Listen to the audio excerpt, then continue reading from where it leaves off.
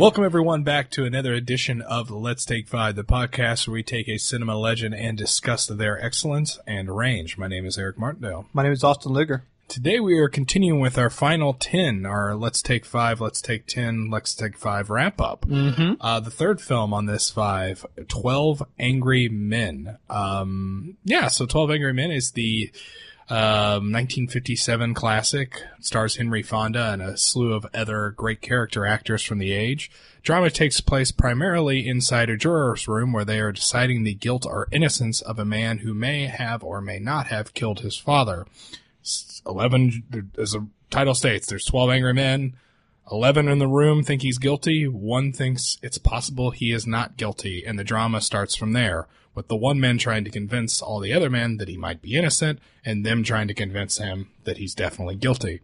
The drama in this room starts to pivot as more people start to think he's not guilty, to all of a sudden the majority is completely shifted the other way, resulting in the spoilers conclusion that the man is acquitted of the crime. Austin? Mm-hmm. This movie sucks. It's the problem. We're going to keep doing this. Next 7 films. They're all bad. We're going to begin with the premise that they're not good. No, it's a truly, truly great, timeless masterpiece. One of the highest rated films on IMDb.com, one of the highest rated films on AFI's list. It's Henry Fonda's best performance, probably, of a lot of great performances. Mm-hmm. I mean, it really is a magnificent film, and I'm excited to see what you think about it. I think it's incredible. Yeah. One of the best American movies, I think, just like point blank, and the best thing we've covered so far in this Let's Take 5, Let's Take 10, Let's Take 5 wrap up, which I'm liking this title. I think we should stick with it. It's a good title. It is something that is, like, everything comes together so perfectly, and the fact that this is also Sidney Lumet's first movie. Yep. Puts it in the pantheon of great first films, along with like Citizen Kane and The Forge of Blows. Like, it's just, they're already such a master of the craft. And it's interesting because on the Criterion Blu-ray, because this is technically not an original script. This was made for a CBS live play, which was written by the same writer. Exactly, the same guy. So he's adapting his work, and they have that on the Blu-ray, and I watched it, and it's really interesting because all the beats are there, but it's nowhere near as impactful. I mean, one thing, you're doing a live production on TV budget. You're watching theater, right? Yeah, but like you want that and have a great. You have more. You're more impressed by how good Lumet is because of what he's able to do with the tension and the cinematography and the editing to kind of create this really boiling situation. I mean, it literally has them saying this is the hottest day of the year. Air conditioning only works after a while. The actors have more and more sweat on their faces and this is what can make, proper men in the 1950s who are wearing their button-down shirts start to like crack and insult each other. Yeah, I mean, the title of being 12 Angry Men is not a imperfect title, mm-hmm. in that it is exactly this situation. I mean, all these men are at a boiling point, both figuratively and literally, because it's the hottest day of the year, and you can feel the heat in the room, the perspiration on all the characters' faces. Yeah, you're right. I mean, they have to wear those suits too because it's the times, and they're dying. And a lot of them think it's gonna be easy. They think that it's obvious that he's guilty, so the longer they have to spend in the room, the more angrier mm-hmm. they get, and they start to feel. And there's a lot of yelling in this movie, mm-hmm. which, at first, like, when I see a lot of theater where people are yelling for a large majority of plays, and I've directed those plays, some of them, it does get a bit monotone and doesn't really have the impact that it should have. But there's different levels in this film that are presented from the different perspectives and the different ways of thinking. What I mean by that is it's different when this character yells versus this character yells, because the movie is so good at displaying each character's motives and their personalities that every time someone changes their pitch or offers a counterpoint, most of the time yelling and sometimes not, it helps inform the characters a little bit more. Because the characters, you end up knowing so much about these people, but their names are literally juror number 1, juror number 2, all the way down to 12. Well, I guess foreman, jury number 2. Mm-hmm. The foreman is juror number 1. Yeah. And so there's a lot of yelling in it, so that's something to be prepared for. But that's also the point, is sort of as it starts to flip the other way, kind of finding out who's the angriest man in this room. And it could be called the angriest man. Yeah. Well, and like to me, like the yelling and the speed of which they're talking is it's one of the best examples of mob mentality, right? Like it is so uncomfortable. Like it takes so much integrity to stand up against 11 men who are saying this is done and who are so furious about the idea of continuing on discussion. And I love like noticing this time that isn't them like this is disrespecting the integrity of blah blah blah blah. No, it's just saying our time is being wasted. You're wasting my time, and it's insane. Everyone in the room genuinely yes, I agree with that. Everyone in the room genuinely thinks he's guilty. Mm-hmm. And Henry Fonda, who's juror number 8, who's the person that votes not guilty in the preliminary vote when it's 11-1, isn't saying he's not guilty either. Yeah. He's saying it's possible he's not. Yeah. The whole thing is based on Henry Fonda's idea that he may be guilty, but it wasn't proven. Yeah. And we're about to put someone to death, and we have to, at least for the benefit of the doubt, discuss it for a few minutes. And we owe his point is we owe the kid an hour at least, mm-hmm. because it just takes us an hour to decide whether or not to send him to the electric chair. Mm-hmm. And to juror number 8's credit, he says at the end of he says when we get to the end of the hour we'll take another vote, and if not one of you have changed your mind, mm-hmm. then we'll go in and we'll vote guilty. And so it wasn't like he wasn't willing to compromise either. And in fact, like when that, like early on, because I think it's before they even get to the hour where like he's so frustrated with them, he goes like, all right, secret ballot. If none of you change your mind, we're just going to go with it. That is the angriest he can be, where it's like him going, well, fuck it. Yeah. I'm tired of being yelled at by everyone in the room. And it is such a remarkable look at how like well defined all 12 of them are. Yes, some are more defined than others, but you can get who they are. And it's so much fun once you've seen the movie to go back to the beginning, because 98% of the movie is set in the juror's room, but one of the 30 seconds that's not is when they're in the jury box and they're being instructed. Mm-hmm. And it's just a great moment for every character actor to quietly be their character. Mm-hmm. Like you catch the sports guy like looking at his watch for a few seconds. He's got to make a Yankees game. Yep. Speaking of that guy, he's juror number 7. He's probably my least favorite juror of all of them.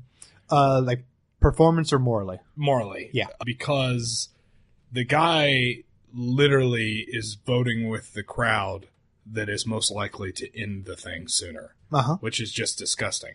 And I think that juror number 8, Henry Fonda, he does get angry, or at least put out whenever mm-hmm. he gets to the point where it's like, okay, let's take another vote. If I haven't convinced me about it, yes, it's true. But he also does lash out at each of them individually at times when they're not focused on the actual task. Like, when they're playing tic-tac-toe. You're playing tic-tac-toe instead of talking about that. That's not why we're here. We're not here to listen to you tell the story you heard last weekend to pass the time. And we're certainly not interested in you making your Yankees game on time. Like... And he begins kind of polite, where he goes, hey, the game starts at 8. Yeah. If you do an hour, you still make it. Yeah, you'll still make it. Like, why do you need to be there early? Yeah. And he doesn't have an answer. He's like, all right. Yeah. That's fine. That guy, he really, really gets on my nerves when I watch it. No, I think the performance is great. I think the performances are all great. They're also good, because even like the ones who I think aren't defined as well, like the advertising guy. The foreman guy, yeah. But the advertising guy, to me, is always like...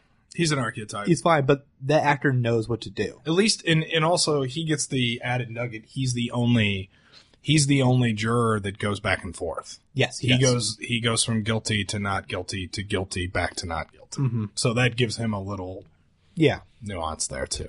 And it's just so remarkable, the idea of, because essentially it's doubt, and so many things people scream at juror number 8, Henry Fonda, is like, how do you know? And you can say, I don't. That's how the system works. It is reasonable doubt, and it is not up to them to do anything else. And it is interesting to see just what doubt could there be there. And they never say this like completely, but like the kid who's on trial clearly had a bad lawyer. Like, it was assigned to him. Mm-hmm. It was like a public defender kind of situation. Yeah, they bring that up, and they bring up because they didn't feel like they had any evidence to the contrary. He thought he had a bad case. Yeah, and which the point is made often by the people the people that are the longest in the guilty column to him, to juror number 8. It's not your job to defend him. It was his lawyer's job, and his lawyer failed. Yeah, like, so it's not our job to get in here and like relitigate we're supposed to just look at the facts of the case. Yeah. I mean, because I will say some of the counterfacts that are made up, I think are rather flimsy in themselves. But the point being that it's possible. Yeah, I think like to me the weakest counter argument is like the train argument, that like if a train happened to be there at that time, then you can't really hear that. Yeah. But I mean, all of them, like, I mean, the mark, she probably wears glasses because she has markings on her nose. Mm-hmm. How long someone actually takes to walk to a certain time, or time to get to a certain area. I mean, that's the only. I mean, the point was that there was circumstantial evidence to prove the guilt, but there's circumstantial evidence can be thrown the other way too. And it's interesting how often what swayed people their own way is kind of their own personal backgrounds. We don't even know these characters' names. Yep. It's kind of funny how much they assume with the other ones, especially like I forget who says it to Henry Fonda. It's the main guy, the angriest man in the room, who said, you know, I have a kid. You have a kid? Yeah, I have 3. Yeah. Like, he was all ready for him to be like a single man. Yeah. Like, doesn't understand like that your children should call you sir. Mm-hmm. And he goes, well, mine don't. I have 3 kids. I don't think that's necessary. Yeah, people don't think it's important anymore. But there's so much like... Well, yes. So we get into that, right? Like, everyone... And I don't even think... I mean, there's one character that is very specifically judged. But other than that, these characters all bring a certain amount of bias into the room. Mm-hmm.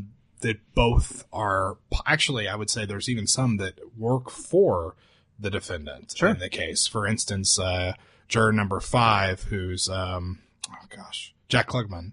From The Odd Couple. From The Odd Couple, and was the last actually living 12 Angry Men. He died, but he was the last one. Oh, interesting. Yeah. Never thought about that. He died like 4 years ago. Yeah. Jack Klugman comes from the same type of slum that guy is from. Yeah. So he sympathizes with the kid in other ways the other people cannot. But you could literally go down the list, except for the foreman, again, who's not as clearly defined. But you could pretty much go down the list and say everyone gives a reason why they changed their vote. And a lot of it has to do with their own biases and prejudice they brought into the room. And I don't even mean that negatively. I mean that to say every single person in the world has biases and prejudices. Because it's a jury of your peers. And that's the not point. Robots. Exactly. Yeah.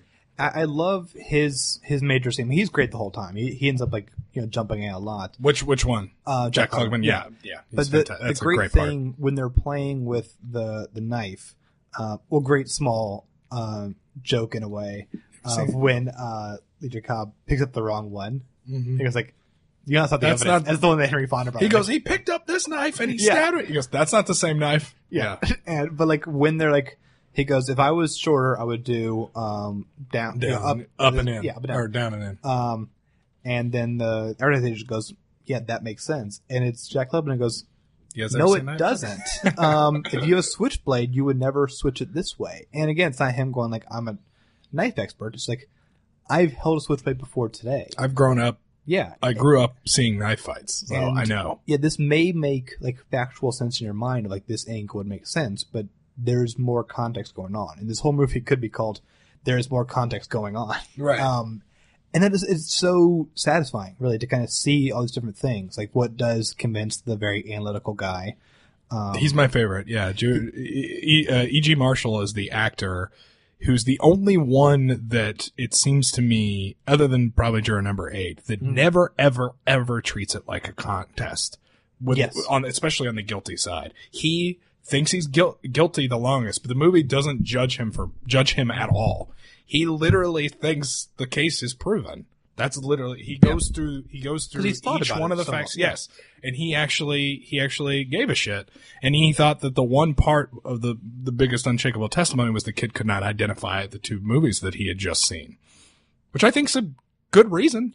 Which is interesting because like it has the great moment of like, okay, what did you watch last week? And struggling with that, which I like that he now puts that in his consideration column, but doesn't convince him. Exactly. But it shows other people like, okay, it is actually harder to do this, especially when you don't have like that kind of stress. Right. But what convinces him further is even more like, the context that matters is the indents on the nose, the glasses. She would have had glasses, and the point is not that the kid is not guilty, but that he has a reasonable doubt now. That's the one witness. That's literally the point he says. Because this is the second to last guy to turn. Yeah. Juror number 3 says to juror number 4, what, you're saying you don't think he's guilty? You let this guy convince you? And he doesn't say, I think he's not guilty. He says, I have a reasonable doubt now. Well, because also, because he wasn't ignoring things. He kept, I'm not, that can still go either way. Mm-hmm. This is now like this plus everything else, is something. Mm-hmm. And it is just remarkable because this is the dream, right? Mm-hmm. This is how we want the American jury system to be perfect. And what I also love in the other few milliseconds outside of the jury room is that it begins looking at this courthouse, and it doesn't look like a new courthouse. They do an upper shot of these words written in granite, and you're seeing it they start up from the beginning so often to kind of show this really classic old courtroom. This is you make it think it was made the second Washington went into office. And then, of course, you kind of pan down and you see the men who are in it. But then you go into it and you see the winners and losers under the law. Yeah. Because you see different courtrooms coming out. Mm-hmm. Some people look really defeated. Some people are really happy. I mean, and the judge looks super defeated. Yeah. He's okay, here we go. I'm talking about even before we go in the room. Yeah. In the lobby. In the lobby. Yeah, absolutely. And it's just, we want the system to work. I even love that this moment. I always forgot this. They're locked in there.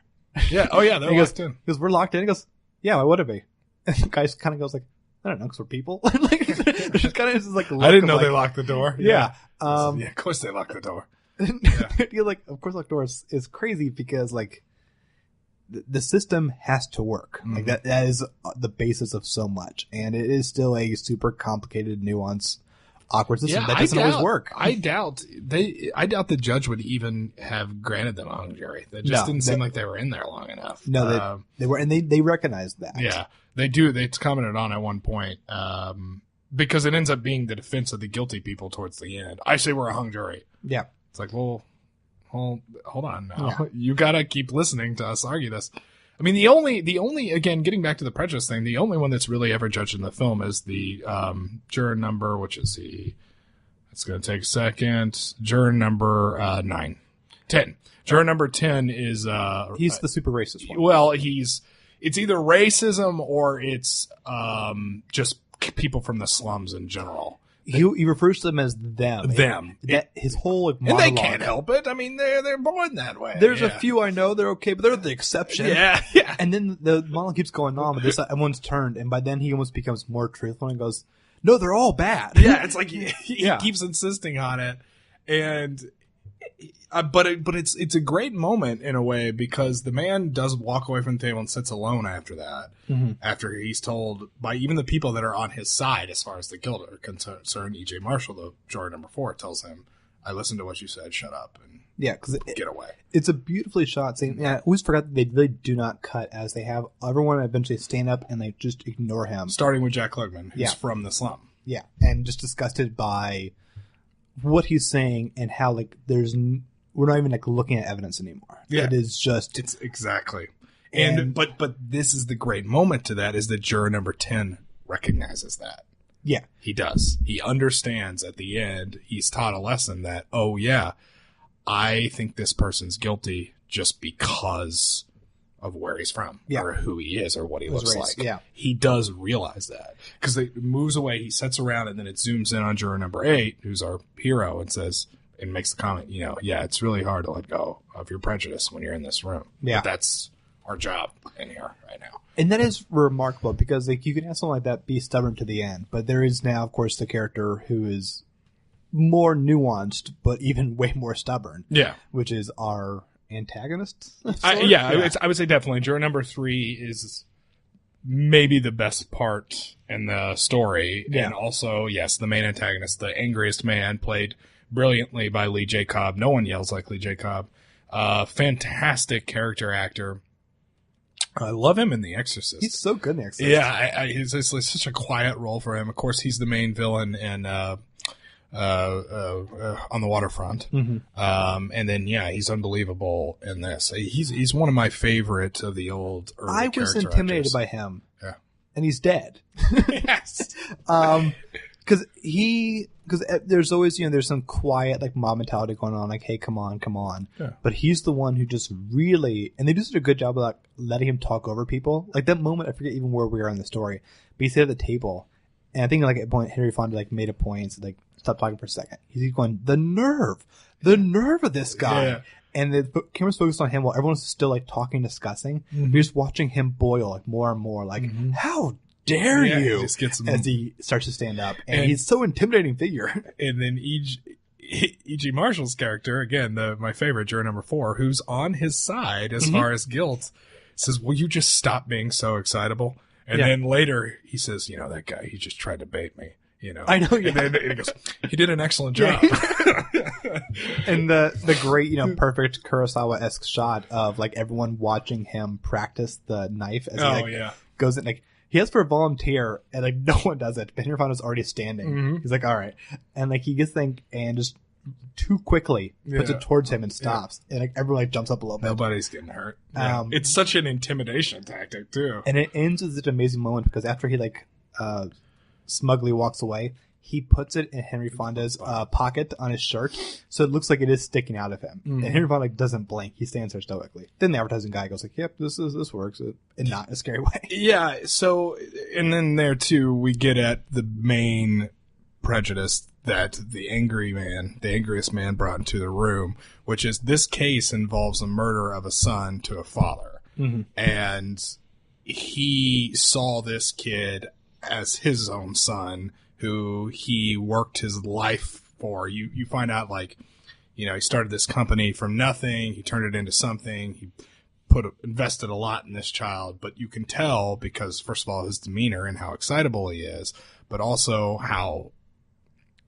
over disciplined he was with his child. Yeah. He refers to his child as having running away from a fight when he was 9 years old. And it made him so sick when he saw it that he literally vomited or something to that effect. And then there's a picture of his son in his wallet, which we keep seeing. And then he references a fight that he had with his son who punched him in the jaw. And then he hasn't seen him since that happened. And here he is, the juror on a case where a father beats his son, because that was proven in court that the kid was battered by his father. No one argues that. Yeah. Yes. And that this kid may have retaliated by killing his abusive father. And which mirrors too closely the way he feels like his son has betrayed him and killed him. And so at the very end, he sees that picture of his son again. He goes, these damn kids, you work your life, you work your whole life. They tear your heart out. And then he's just screaming and he's crying. He's broken and then says not guilty. Again, recognizing why he felt so strongly, why he was giving up. I will say at the beginning of the movie, I do believe all these men that voted guilty thought he was honestly guilty. Yeah. The rest, as it goes on, it's clear they're just holding out because of their own personal stake in it, which is what juror number 8 has to overcome. That's the fight, right? That's the conflict. And again, he's not even like, he says at the beginning, isn't him going like, I thought this out, I've proven it otherwise. He goes like, he could be guilty. I just don't know. We need to like talk about it. Yeah. All while he has, of course, the ace in his pocket of the identical knife, which is a perfectly shot moment of him stabbing the table with the other knife. so good. And also it implies how much like he's treating this seriously. Between days, he went to that kind of area just to kind of see what it looks like. He's treating this as a civic duty, and which is of course like what we think of Henry Fonda. Like he is like the true blood American, brilliant, nuanced thing. Is the best of us in a way, and this is the best example of that. He is so good and open, and like these guys will never see each other again, ever. At the grocery store, they will not talk to each other. Yeah, even if they did, and they don't even know his name. I mean, at the end, you have a very small moment of like acknowledgement towards what he did, but that's it. And it's funny. There's no personal gain he gets out of it. But I think him and the angriest juror are the ones who have the biggest sense of the feeling of mortality, because obviously, the angriest juror, he sees so much himself into the victim that he is very aware of that. And Henry Fonda's the only one who really understands like how we vote today will determine this. I think that's the only thing that's like legally incorrect. This isn't ad absurdum, but like jurors, I'm pretty sure, are not supposed to consider the damages part. You're supposed to just focus on guilt or innocence, and then other people will be deciding this. You're supposed to not have it factor in, but of course you will think this you're going to in a murder case, especially. But yeah, it is really remarkably high stakes for a character who never speaks in the movie. It's also, like just as a general note, it's a very, very accessible film. I had, I first saw this film in 8th grade. It was shown to me in my English class to a bunch of 8th graders. So we're talking, I think 14-year-olds. Yeah. 13 to 14-year-olds. And we all, the whole class loved it. I mean, they shut up and watched the whole movie. I mean, it took 3 days, but we were really into it. So it's extremely accessible. I mean, the kids watched the movie. They thought it was really good because it is.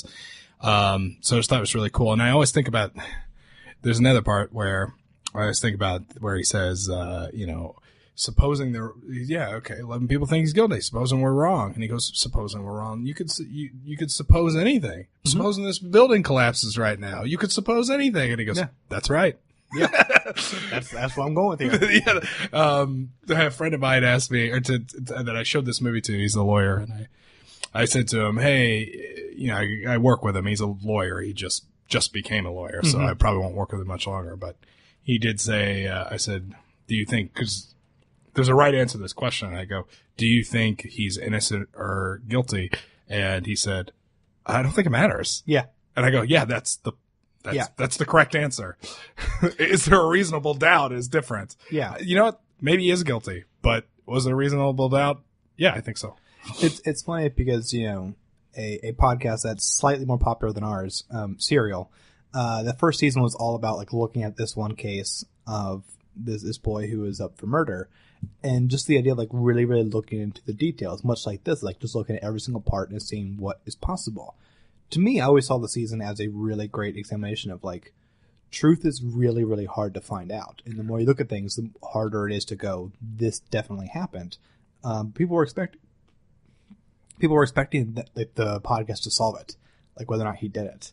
And to me, it's like, no, it's an examination of how every trial is tough. We don't have time machines to look at this. Yeah, and the burden of proof is on the prosecution, which the movie established as well. He goes, he didn't prove he was innocent. He doesn't have to prove he's innocent. Yeah.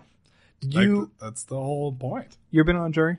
Never been on a jury. I never even got a summons. I know. I've never. I really want to. Yeah. I've been like, I wish I could like volunteer, but also like, that'll break democracy. It'll just be assholes like me who like keep volunteering, or retired old women who just do this every day. Yeah, no, I've never ever served on a jury, and never even been brought down to see if I get elected. My friend Patrick gets it like he gets called down there all the time, and he never gets picked because both his parents are police officers. Yeah. So as soon as they hear that, they tell him to go home, but. He's like, I know, I'm going to go downtown again. They're going to tell me. Yeah. You know what I mean? I have a friend who just was on a jury last week for 4 days. Mm-hmm. And when I see her again, I'm going to ask her 1,000 questions because it was a civil case. Yeah. But like, still. I knew one of my other friends at work, he got on it was a medical malpractice case. Mm-hmm. So. Our friend was on a grand jury, and he goes, that's really crazy. Yeah. Where they give you like 40 cases and go, can this be a thing? Can this be a case? Yeah. You know, I always want to be a jury. Sarah, you know, host of Immortals and Absurdum, always laments that she will never, ever, ever be on a jury. So that's what do you do? If it's attorney in Chicago, nope. Yeah, well, when no you fill world. out your questionnaire and say that you're dating a lawyer, they're probably going to tell you to go home. If I want to not be on a jury, I can mention her name right away. Yeah, there's no way. And they go, oh, no, thank you. Yeah. But that's it for 12 Angry Men. We'll be back next week with another film from 1957, The Seventh Seal. Until then, you can go over to artandmore.com, leave a comment on this episode or any other episode that we've done for the past 122 episodes or so. While you're there, check out the Immortals podcast where myself, Sarah, Pedro, and JC review the 1001 movies, albums, songs, and TV shows you must consume before you die. This week, we reviewed A Nightmare on Elm Street, which was really fun to kind of revisit that movie. And also we had it was a different week. Previous week, we had a very shocking reveal where we learned that Bruce Willis covered the song we were covering. And his cover was magical. So that's last week. So many episodes you could check out. Also, Ad Absurdum, which we reference now in this podcast, is a podcast where two real-life lawyers talk about legal implications in pop culture. And they had a new episode this week all about the 1993 film Dave, where Kevin Kline is a presidential impersonator who has to pretend to be the actual president. And what they frequently call a coup of America. Or Keiji Musha. Keiji Musha, yes. They're very similar in that the three words. The idea that he's impersonating. Yeah, he's impersonating the leader. Yeah. Which one is Charles Grodin in it? I don't know. Yeah, I haven't seen it. Okay. But yeah. Does the president die in it? He's in a coma. Okay, so that's he had a stroke. He's in a coma. That's what happens. And they were hiding the fact that he was in a stroke anyways. That's exactly what happens to Keiji Musha. He eventually does pass away, though. So. This also has the advisors actively dislike the vice president. So they'd rather have this guy just be a puppet for them. Again, Ad Absurdum. Keiji Musha, part 2. Ad Absurdum tells you just how horribly illegal this movie is. It's a delight. Listen to that episode. Where can we find you? Constant Aversion is my YouTube channel. You can check me out on there. Nice. We'll be back next week, like we said. Until then, I'm Austin. I'm Eric. Bye, everyone. Bye-bye. Guilty. Guilty. Guilty.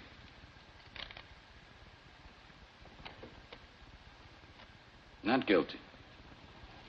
Guilty.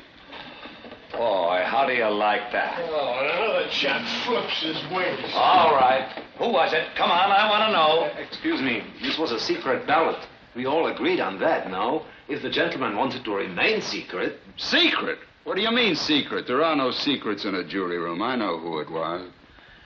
Brother, you really are something. You sit here, vote guilty like the rest of us, then some golden-voiced preacher starts tearing your poor heart out about some underprivileged kid just couldn't help becoming a murderer, and you change your vote. If that isn't the most sickening... Why don't you drop a quarter in this collection box? Oh, now, just wait a minute. Listen, you can't talk to me like that. No, who do you think you are? Calm down. No, what does he think he is? Did you It hear doesn't him? matter. He's very excitable. Sit down. Excitable? You bet I'm excitable. We're trying to put a guilty man in the chair where he belongs. Someone starts telling us fairy tales and we're listening. Hey, come on, huh? What made you change your vote? He didn't change his vote. I did. Oh, fine. I know it. Would you like me to tell you why? No, I wouldn't like you to tell me why. Well, I'd like to make it clear anyway, if you don't mind. Do we have to listen to this? The man wants to talk. Thank you.